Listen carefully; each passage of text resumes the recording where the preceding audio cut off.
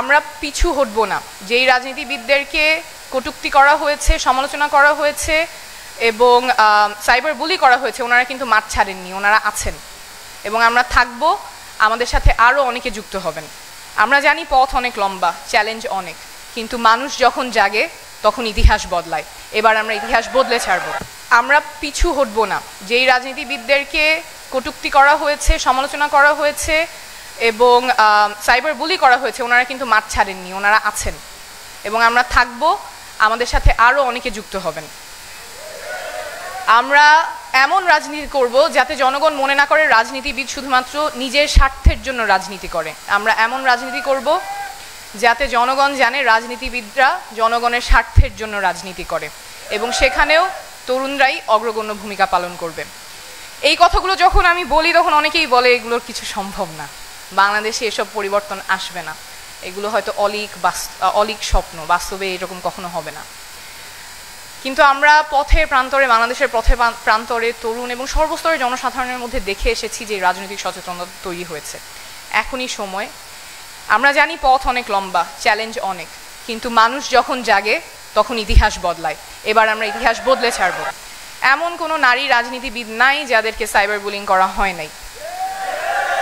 এমন কোনো কটু কথা, propaganda, deepfake photo, deepfake video তৈরি করা হয় নাই যাতে তাদেরকে হেয় প্রতিপন্ন করা যায়। এটার মানে কোনো ইয়ত্তা নাই যেভাবে নারী রাজনীতিবিদদেরকে হেয় প্রতিপন্ন করা হয়েছে। এই সংস্কৃতি আমাদের ঠেকাতে হবে এবং এখানেও তরুণরা সম্মুখ সারিতে ভূমিকা রাখবেন বলে আমি আশা করি। আমরা পিছু হটব না। যেই রাজনীতিবিদদেরকে কটূক্তি করা হয়েছে, সমালোচনা করা হয়েছে এবং সাইবার বুলি করা হয়েছে, ওনারা কিন্তু মাঠ ছাড়েননি, ওনারা আছেন এবং আমরা থাকব। আমাদের সাথে আরও অনেকে যুক্ত হবেন। আমরা এমন রাজনীতি করব যাতে জনগণ মনে না করে রাজনীতিবিদ শুধুমাত্র নিজের স্বার্থের জন্য রাজনীতি করে। আমরা এমন রাজনীতি করব যাতে জনগণ জানে রাজনীতিবিদরা জনগণের স্বার্থের জন্য রাজনীতি করে এবং সেখানেও তরুণরাই অগ্রগণ্য ভূমিকা পালন করবে। এই কথাগুলো যখন আমি বলি তখন অনেকেই বলে এগুলোর কিছু সম্ভব না, বাংলাদেশে এসব পরিবর্তন আসবে না, এগুলো হয়তো অলীক স্বপ্ন, বাস্তবে এরকম কখনো হবে না।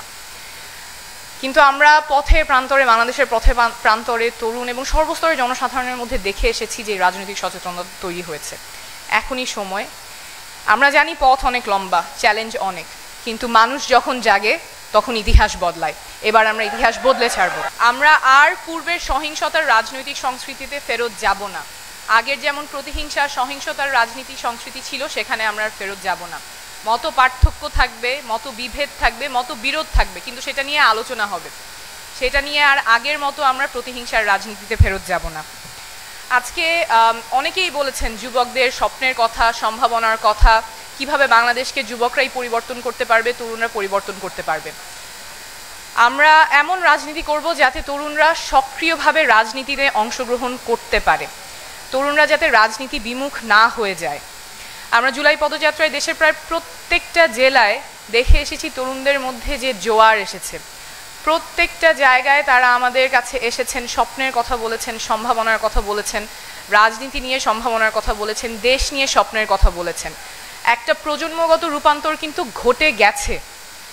এই যে রাজনৈতিক সচেতনতা তৈরি হয়েছে, এটা আমাদের লালন করতে হবে, সাস্টেইন করতে হবে, আরও এনহ্যান্স করতে হবে। এবং এখানে আমি আশা করব আজকে যারা যুব সংগঠন আছেন, যুবশক্তি আছেন এবং রাজনৈতিক দল আছেন, তারা এই স্বপ্নটাকে লালন করতে সাহায্য করবেন, সহযোগিতা করবেন।